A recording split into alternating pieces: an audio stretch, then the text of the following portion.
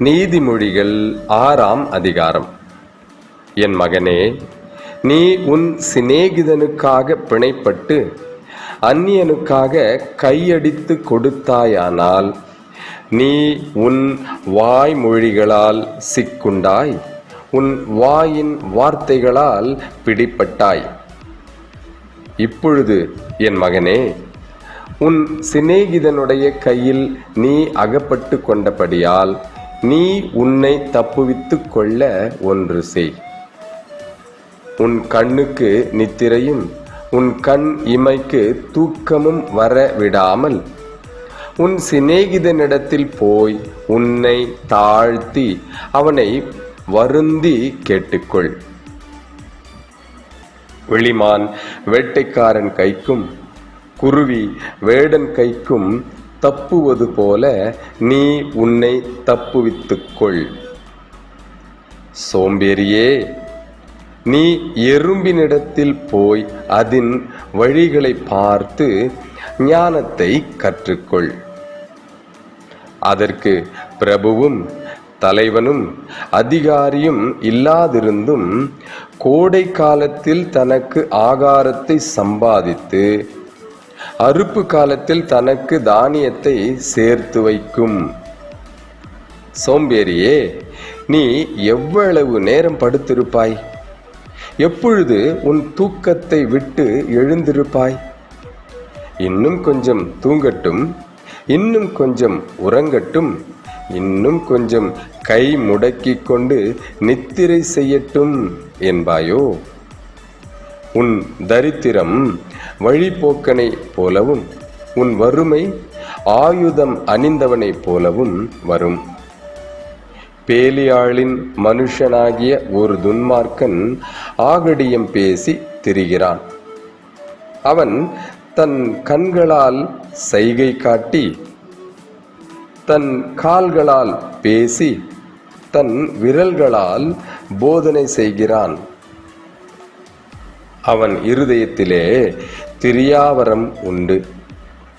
இடைவிடாமல் பொல்லாப்பை பிணைத்து வழக்குகளை உண்டு பண்ணுகிறான். ஆகையால் சடிதியில் அவனுக்கு ஆபத்து வரும். சகாயம் இன்றி சடிதியில் நாசம் அடைவான்.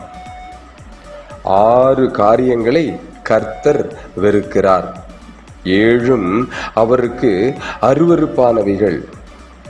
அவையாவன: மேட்டிமையான கண், பொய் நாவு, குற்றம் அற்றவர்களுடைய இரத்தம் சிந்தும் கை, துர் ஆலோசனையை பிணைக்கும் இருதயம், தீங்கு செய்வதற்கு விரைந்து ஓடும் கால், அபத்தம் பேசும் பொய் சாட்சி, சகோதரருக்குள்ளே விரோதத்தை உண்டு பண்ணுதல் ஆகிய இவைகளே. என் மகனே, உன் தகப்பன் கற்பனையை காத்துக்கொள், உன் தாயின் போதகத்தை தள்ளாதே. அவைகளை எப்பொழுதும் உன் இருதயத்திலே அணிந்து அவைகளை உன் கழுத்திலே கட்டிக்கொள். நீ நடக்கும்போது அது உனக்கு வழி காட்டும், நீ படுக்கும்போது அது உன்னை காப்பாற்றும், நீ விழிக்கும்போது அது உன்னோடே சம்பாஷிக்கும். கட்டளையே விளக்கு, வேதமே வெளிச்சம், போதக சிட்சையே ஜீவ வழி. அது உன்னை துன்மார்க்க ஸ்திரீக்கும் இச்சகம் பேசும் நாவை உடைய பரஸ்திரீக்கும் விலக்கி காக்கும். உன் இருதயத்திலே அவள் அழகை இச்சியாதே. அவள் தன் கண் இமைகளினால் உன்னை பிடிக்க விடாதே. வேசி நிமித்தம் ஒரு அப்பத் துணிக்கையையும் இறக்க வேண்டியதாகும். விபச்சாரியானவள் அருமையான உயிரை வேட்டையாடுகிறாள். தன் வஸ்திரம் வேகாமல் மடியிலே எவனாவது நெருப்பை வைத்துக் கொள்ள கூடுமோ? தன் கால் சுடாமல் எவனாவது தழலின் மேல் நடக்கக்கூடுமோ? பிறனுடைய மனைவியினிடத்தில் பிரவேசிப்பவனும் அப்படியே அவளை தொடுகிற எவனும் ஆக்கினைக்கு தப்பான்.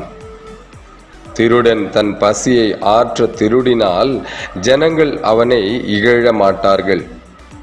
அவன் கண்டுபிடிக்கப்பட்டால் 7 மடங்கு கொடுத்து தீர வேண்டும். தன் வீட்டில் உள்ள பொருள்களை எல்லாம் கொடுக்க வேண்டியதாகும். ஸ்திரீயுடனே விபச்சாரம் பண்ணுகிறவன் மதி கெட்டவன். அப்படி செய்கிறவன் தன் ஆத்துமாவை கெடுத்து போடுகிறான். வாதையையும் இலச்சையையும் அடைவான். அவன் நிந்தை ஒழியாது. ஸ்திரீயை பற்றிய எரிச்சல் புருஷனுக்கு மூர்க்கத்தை உண்டு பண்ணும். அவன் பழி வாங்கும் நாளில் தப்ப விடான். அவன் எந்த ஈட்டையும் பாரான். அநேகம் வெகுமதிகளை கொடுத்தாலும் அமர்ந்திருக்க மாட்டான்.